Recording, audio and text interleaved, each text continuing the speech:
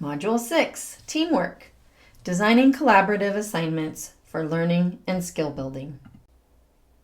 In this module, we'll talk about the keys to designing effective collaborative assignments and how to design an assignment for your own class.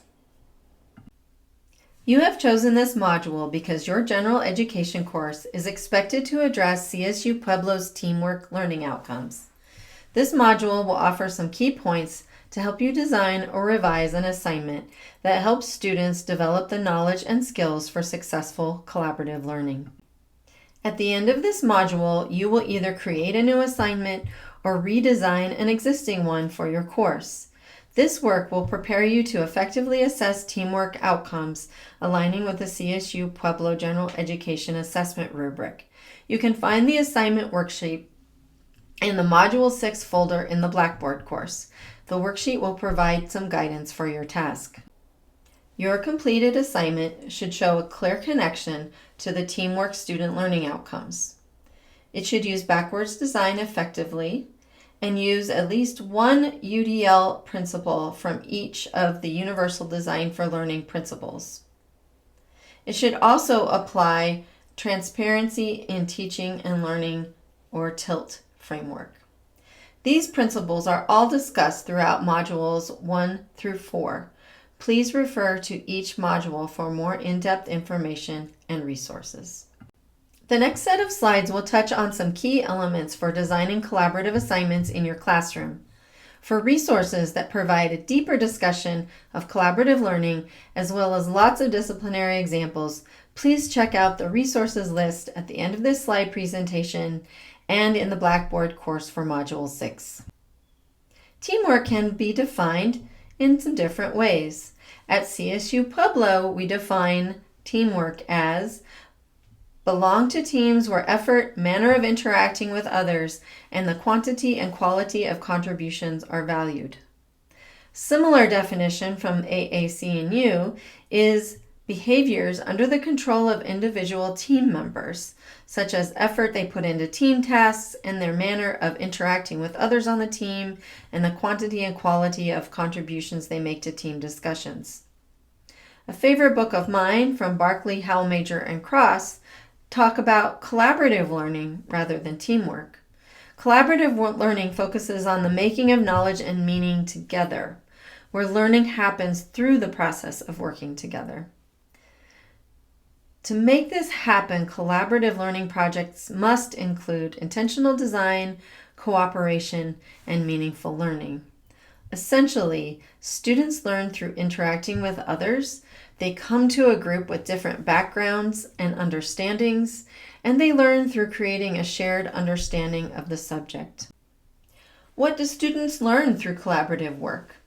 We know from past research that students learn communication and interpersonal skills, conflict management skills, project management and organization, leadership skills, engagement with diverse perspectives, and problem solving and critical thinking. For more information on each of these points, please see the notes in the PDF slides provided in your module. There are many ways to think about creating an effective collaborative assignment, but there are 5 key elements that show up in almost any resource you're going to find. The first is intentional design around authentic, complex problems. Designing assignments around real-world challenges that genuinely require multiple perspectives and skill sets to solve effectively. These problems should be too complex for one person to tackle alone, making collaboration necessary rather than artificial. Case studies, community partnerships, or interdisciplinary challenges work well. Clear structure and defined roles. Establish specific responsibilities for each team member rather than leaving collaboration open-ended. This might include rotating leadership roles, assigning different research areas, or designating roles like researcher, writer, editor, and presenter. All students must contribute equally and meaningfully. Number 3, individual accountability within group work. Include both group and individual assessment components. This might involve individual reflection papers on the collaborative process, peer evaluations, or having each student present their specific contribution. This ensures students can't hide in the group and motivates everyone to participate actively. Scaffolded learning with checkpoints. Break the assignment into stages with regular check-ins, peer evaluations, or progress reports. This allows you to monitor group dynamics, provide feedback during the process rather than just at the end, and help students develop project management skills. Milestones also prevent last-minute cramming and encourage consistent engagement. Explicit instruction and collaboration skills. Don't assume students know how to collaborate effectively. In fact, they often do not. Provide guidance on communication strategies, conflict resolution, time management, and how to give constructive feedback. Consider including resources on group dynamics or requiring students to establish team contracts outlining expectations and communication protocols. I have provided an example of an assignment that I used a few years ago with sophomore students in an honors course that I taught. There are examples in there of protocols that students can use in their groups to create a good plan.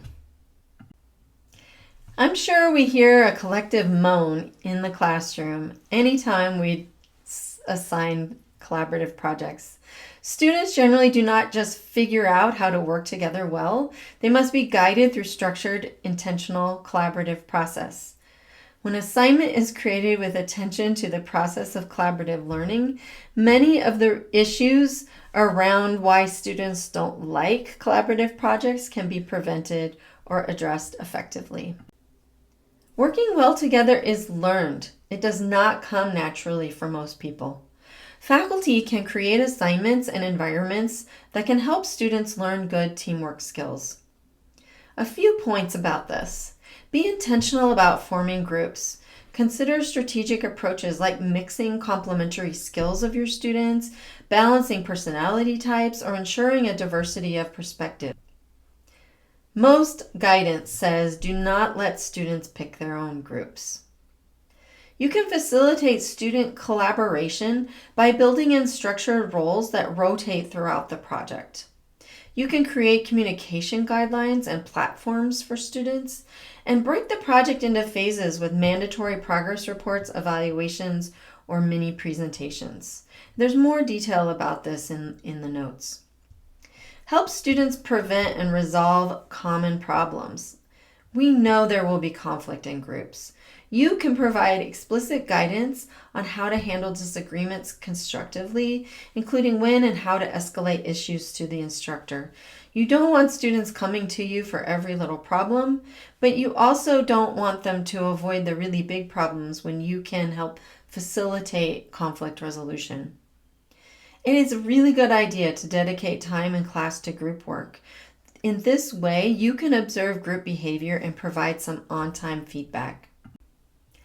Designing effective assessments for teamwork include elements of self-reflection and peer review. So when you're designing your assignment, design elements that ensure each person contributes meaningfully.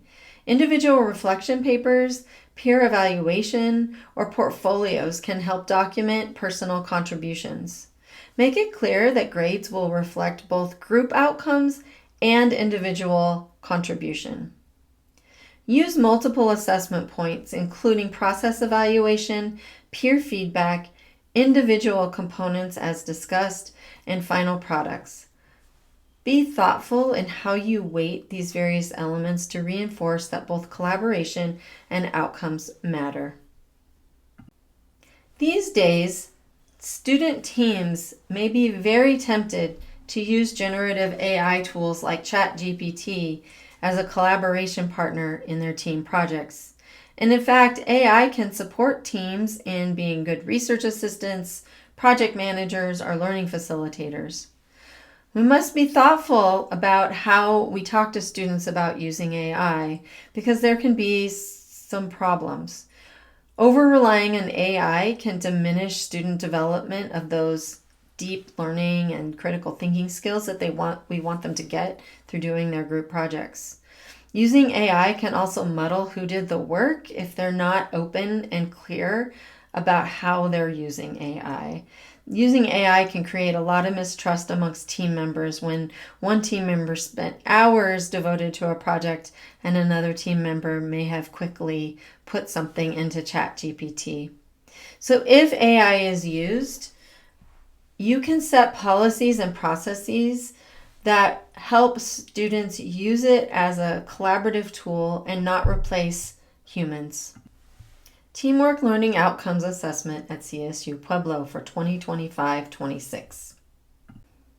CSU Pueblo has chosen to use the Teamwork Value Rubric for the General Education Program assessment work this year.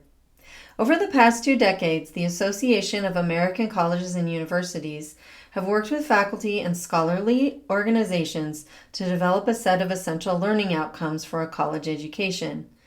These outcomes have been adopted as general education learning outcomes in colleges and universities and in some statewide systems across the nation. The GT pathways, and thus the general education learning outcomes at CSU, are based on the essential learning outcomes. It is expected that general education courses provide scaffolded learning activities, assignments, and assessments to foster student learning and intellectual development during their general education experiences. The Teamwork Value Rubric identifies 5 essential elements of behaviors that support collaborative learning. Evidence from student work done in the classroom can be used to assess these outcomes using 4 levels of performance, from benchmark through 2 milestones to capstone. The rubric can be used to guide assignment design at the right performance level for your students. You may download this rubric and the full document in your module on the Blackboard site. Why are we all using the same rubric for this assessment? The focus of this assessment is on the general education learning outcomes. So all courses that address the teamwork learning outcomes should be providing work so that we can see how students are performing across the program. The same rubric with the new assignments will provide a valid and reliable assessment. It helps us to aggregate the results to understand learning across the general education program, to see the strengths in the curriculum and identify areas for improvement. The General Education Assessment for Teamwork at CSU Pueblo will review student work with the value rubric for teamwork shared in this presentation. Because the outcome focuses on effort, interactions, and the quantity and quality of contributions, faculty are asked to submit multiple pieces of evidence for each student chosen for review. Evidence might include things like the team's final product from the assignment, self-reflection from individual students in written, video, or audio form, peer assessments of collaborative process, outside observations of interactions or contributions. What you choose from your class will need to align to your own learning outcomes and the course you're teaching. You'll receive more information about this assessment and how it applies to your course as the year goes on. We use several UDL guidelines in this module. For more information about these guidelines, please visit udlguidelines.cast.org. We provide many good resources so that you can learn more about any of the elements discussed in this module. A particular favorite of mine is the Barkley Howell Major and Cross book, Collaborative Learning Techniques, a Handbook for College Faculty. In this book, they provide the theoretical background and good practices for developing assignments for collaborative learning. And about half the book is devoted to examples of collaborative learning assignments across various disciplines. Thank you for your attention to this module.